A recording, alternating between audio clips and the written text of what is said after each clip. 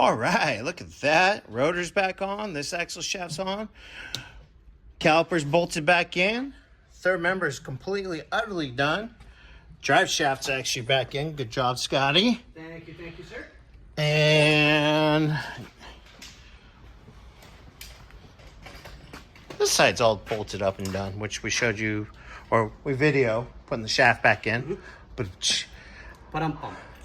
So yeah, we're gonna open the diff and put that lemon slip stuff in, and then we've got our oil and everything ready. Oil ready to go. And basically all that's done. We just got to lower the car down. It's when we're all done with that, and look for the speedo gears so we can put it in.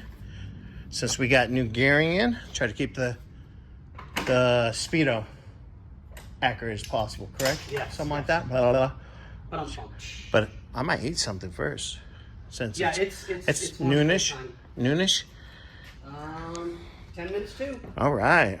So yeah, we'll get an update here in a few, maybe about 45 minutes. Later.